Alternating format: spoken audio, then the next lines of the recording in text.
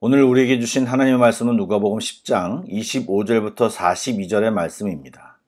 신약성경 109쪽입니다.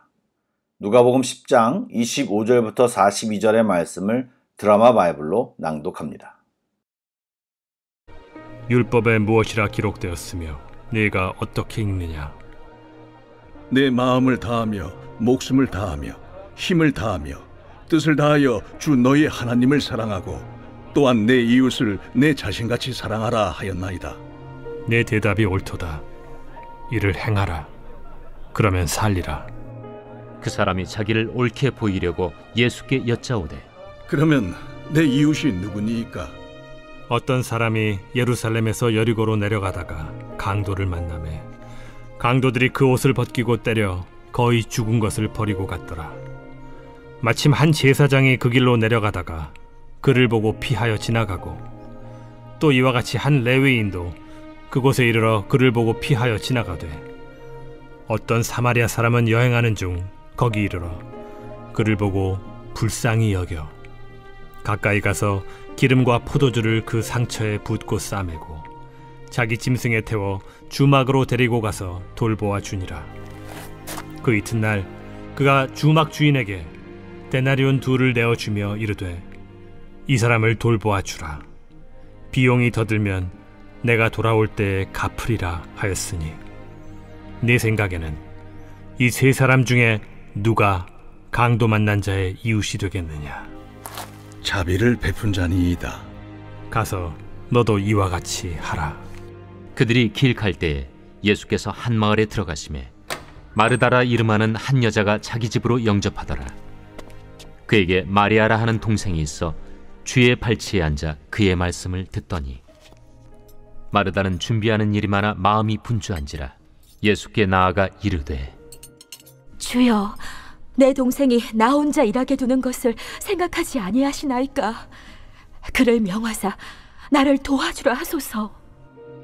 마르다야, 마르다야, 네가 많은 일로 염려하고 근심하나 몇 가지만 하든지 혹은 한 가지만이라도 족하니라. 마리아는 이 좋은 편을 택하였으니 빼앗기지 아니하리라. 좋은 아침입니다. 오늘도 주의 말씀과 주시는 은혜로 시작하는 성도들에게 승리를 경험하는 하루가 될 줄 믿습니다. 아멘. 오늘 주신 말씀을 살펴보겠습니다. 오늘 읽은 본문에서는 두 가지 이야기가 소개되고 있습니다. 먼저 첫 번째 이야기는 한 율법 교사가 예수님과 대화하는 내용입니다. 들으신 대로 율법 교사는 예수님께 두 가지 질문을 하였는데 그 첫 번째 질문은 영생을 얻는 방법이었습니다.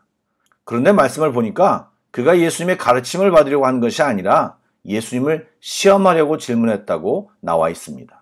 그리고 같이 내용을 보셔서 느끼셨겠지만 이 율법 교사는 자기가 연구하고 알고 있는 율법에 대해 확신에 찬 사람임을 바로 느낄 수가 있습니다. 예수님은 그런 율법사를 잘 아시는 것처럼 즉답을 하지 않으시고 그가 붙들고 있는 율법이 어떻게 말하고 있는지를 되물으셨습니다. 율법 교사는 기다렸다는 듯이 신명기 6장 5절과 레위기 19장 18절에 나오는 말씀을 가지고 대답합니다. 내 마음을 다하며 목숨을 다하며 뜻을 다하여 주 너의 하나님을 사랑하고 또한 내 이웃을 내 자신과 같이 사랑하라 하였나이다. 즉 율법 교사는 그가 대답한 것처럼 율법을 지키면 영생을 얻는다라는 확신에 찬 답을 가지고 있었습니다. 예수님은 그의 답이 옳다고 하시고 이를 행하라고 말씀하시므로 동의하는 듯한 모습을 보이셨습니다. 하지만 하나님을 향한 사랑은 물론이고 이웃사랑 역시 우리에게는 실제 베풀 능력이 없기에 이 율법학자의 대답은 공허하고 의미 없는 대답입니다. 예수님께서 분명히 이를 행하라 그러면 살리라라는 말씀을 하셨지만 그것을 네가 알고만 있고 행하지 않고 있다. 그리고 그것은 사실 불가능한 것이다라는 것을 말씀하신 것입니다. 이 불가능함 때문에 예수님이 우리를 위해 죽으시고 주님이 친히 영생의 길을 사랑으로 베풀어 주신 것이고 그 사랑을 받고 깨달은 자만이 진정한 하나님 사랑과 이웃 사랑을 하게 될 수 있음을 의미하고 있는 것입니다. 그런데 그것을 잘 모르는 율법교사는 예수님이 자신을 인정했다고 생각했습니다. 그리고 자신을 더욱 드러내고자 내 이웃은 누구입니까? 라고 질문했습니다. 예수님은 이번에도 직접 답을 주지 않으시고 비유를 들어 말씀하십니다. 우리들이 잘 알고 있는 유명한 비유죠. 강도 만난 사마리아인 비유. 이 비유에서 강도를 만난 사람이 등장하는데 제사장과 레위인은 그를 돕지 않고 피했지만 사마리아 사람은 그를 불쌍히 여겨 사랑을 베풀었습니다. 예수님은 율법교사에게 누가 강도 만난 자의 이웃이 되겠느냐고 물으셨고 율법교사는 자비를 베푼 사람이 강도 만난 사람의 이웃이 된다는 사실을 말하였습니다. 율법교사는 유대인들 가운데 율법의 기준에 따라 자신의 이웃이 정해진다고 생각했습니다. 그래서 유대인들은 유대인만 이웃이고 이방인이나 사마리아인은 이웃이 아니라고 생각했습니다. 그런 동일한 가치관을 가진 유대인이고 율법교사인 그는 유대인 중에서 이웃의 범위를 어디까지 제한해야 하는지에 대하여 예수님의 의견을 질문했던 것입니다. 그래서 그는 예수님의 물음에 대해서 사마리아인이라고 대답하지 않고 굳이 자비를 베푼 사람이라고 소극적이고 돌려 이야기했습니다. 예수님의 대답은 율법교사의 예상을 완전히 벗어난 것입니다. 예수님은 우리가 선을 베풀 때 그 대상이 정해진 것이 아니라 그 누구든 우리의 이웃이 된다고 말씀하신 것입니다. 즉 이웃의 범위는 한정된 것이 아니라 확장되어가는 유동적인 것임을 알려주신 것입니다. 그리고 이 사마리아 사람 비유에서 나타난 이웃사랑은 사랑을 받을 만한 자에게 사랑한 것이 아니며 또 받는 사랑에 대한 보답의 차원도 아니고 또 어떤 사랑을 기대해서 행하는 것도 아닌 진짜 사랑임을 가르치고 있습니다.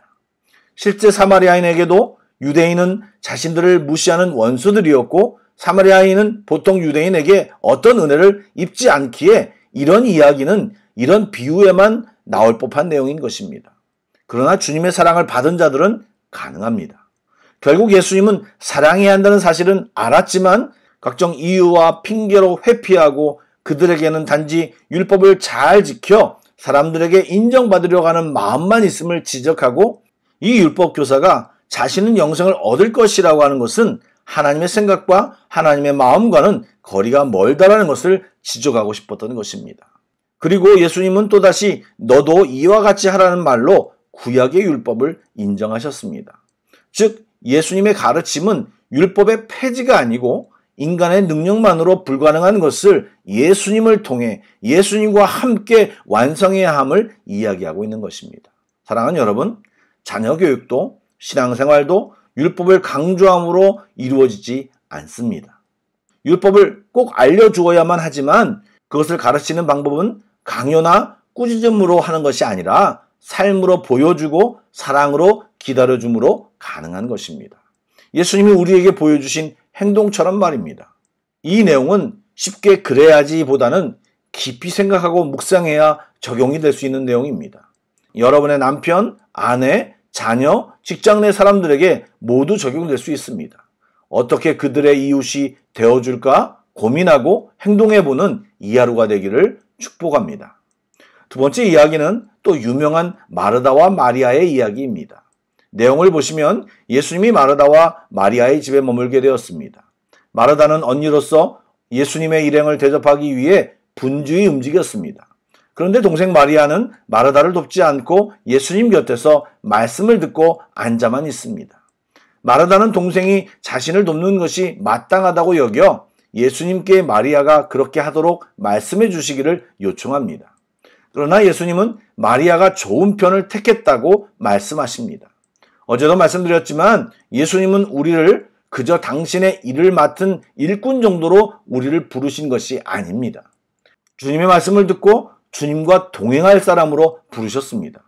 다른 모든 것보다 중요한 일이 바로 이것입니다. 주님의 일을 감당할 때 사역만 남고 애씀만 남으면 번아웃되어 하나님의 일을 했다고 하면서도 은혜가 되지 않습니다. 그러나 주님께 머무는 행동을 애쓰시고 묻고 행동하고 묻고 행동하기를 반복해 보시기 바랍니다. 그러면 실제 일도 쉽게 이루어지고 우리 안에 주의 은혜가 가득함을 느끼고 깨달을 수 있을 것입니다. 사랑하는 여러분, 우리의 모든 행동의 근거와 힘과 방법과 결과가 우리의 힘에서 나오지 않습니다. 오직 예수 그리스도를 인격적으로 만나고 그분의 도우심을 입는 것에 최선을 다할 때 은혜가 근거가 됩니다. 은혜의 힘이 임합니다. 은혜의 방법이 나타납니다. 은혜의 결과를 경험하게 됩니다. 여러분, 바라기는 오늘 예배하는 우리 모두가 주님의 사랑과 은혜 안에서 깊은 교제가 있기를 축복합니다. 아멘. 기도하겠습니다. 좋으신 하나님, 주님만이 우리의 구원자이십니다. 주님과 교제하고 예배하고 나아가기를 방해하는 모든 것을 돌파하기를 소망합니다.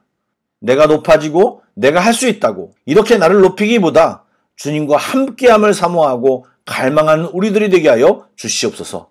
말로만 하는 자들이 아니라 주의 힘으로 행하고 사랑하는 자 되게 하시고 내 힘으로 살아가는 저희들이 아니라 늘 주님과 함께 있는 저희들 되게 하여 주시옵소서. 감사합니다. 예수님의 이름으로 기도드립니다. 아멘. 계속해서 찬양곡을 묵상하시고 합심기도와 개인기도로 나아가겠습니다.